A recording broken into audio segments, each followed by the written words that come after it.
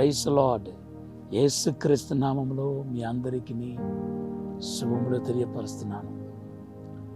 ఈ నూతన సంవత్సరంలో మీకు దేవుడి ప్రశాంతతను, సమాధానకరమైన వాతావరణాన్ని దేవుడు మీకు పుట్టించబోతున్నాడు.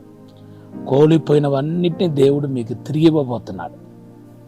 అంతేకాదు, మీ జీవితంలో దేవుడు సమాధానకరమైన జలం ఎదుట మిమ్మల్ని బరుండ చేయబోతున్నాడు. పచ్చిల గల చోటు దగ్గర బరుండ చేయబోతున్నాడు. మీ దుఃఖ దినాలన్నీ సమాప్తం కాబోతున్నాయి. ఒక ప్రశాంతతను దేవుడు మీకు దయచేయబోతున్నాడు. దేవుని బిడ్డలారా, అంతేకాదు, ఎక్కువ నా మనసులో మీ కుటుంబంలో దేవుడు తన అద్భుత కార్యాన్ని జరిగించబోతున్నాడు. పరిశుద్ధ గ్రంథంలో మనం చూస్తే ఆ తప్పిపోయిన కుమారుడి చరిత్రలో 2 విషయాలు మనం చూస్తున్నాం. లూకా సువార్త 15వ అధ్యాయం 11 నుండి 30 వచనాలు చదివితే, ఆ తండ్రికి 2 కుమారులు ఉన్నారు. ఒకడేమో తండ్రితోనే ఉన్నాడు.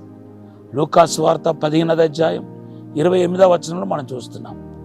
ఇంకొక కుమారుడేమో, 2వ కుమారుడేమో, చిన్నోడేమో నా ఆస్తి నాకు ఇవ్వమని చెప్పి తండ్రిని విడిచి వెళ్ళిపోతున్నాడు.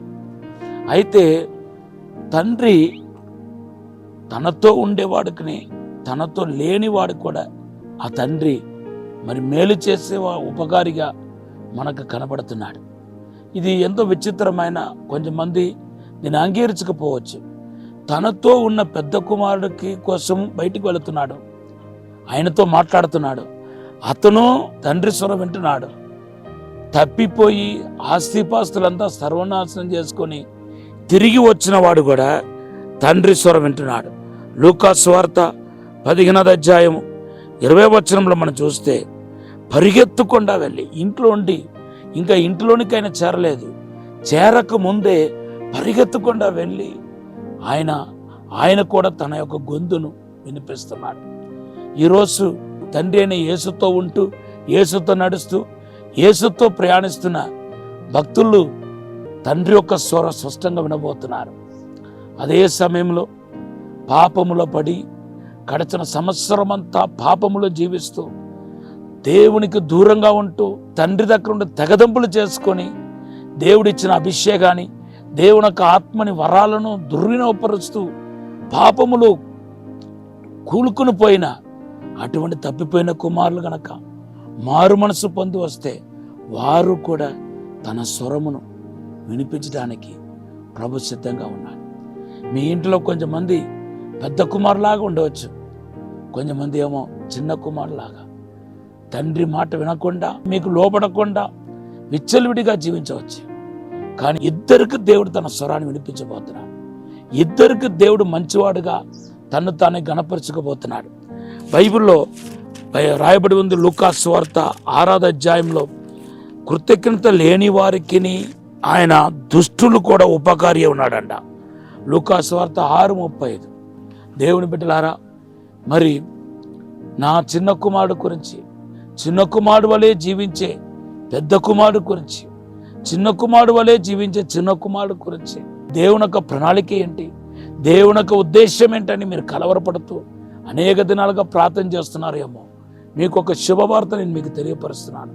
అది ఏంటంటే, ఆ తండ్రి ఇద్దరి కోసం ఎలాగైతే బయటకు వచ్చి వారితో సంభాషణ చేస్తున్నాడు, తన స్వరాన్ని, తన గొంతును వినిపించాడు, అలాగే ఆత్మీయంగా ఎదిగే మీ బిడ్డలకు, ఆత్మీయంగా ఎదగలేని మీ బిడ్డలకు కూడా దేవుడు అద్భుతం చేయబోతున్నాడు.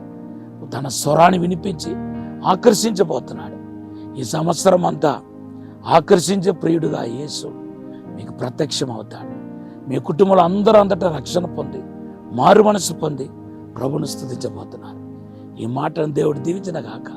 నేను ఇప్పుడు మీకోసం చిన్న ప్రార్థన చేస్తాను. పరిశుద్ధము నమ్మకమైన పరలోక తండ్రి, ఈ మంచి సమయం కొరకు వందనాలు ప్రభా. ఆకర్షించే ప్రియుడుగా మా జీవితంలో కనపడండి. మీరు ఆకర్షిస్తే కానీ ఎవ్వరు నీ వద్దకు రాలేరు ప్రభా.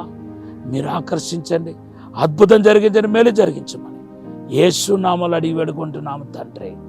ఆమేన్, amen. Have a blessed day. మీ కుటుంబంలో కుటుంబ అద్భుతం కోసం కనిపెట్టండి.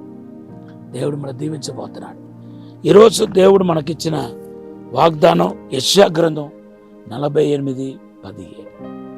May the lord bless you.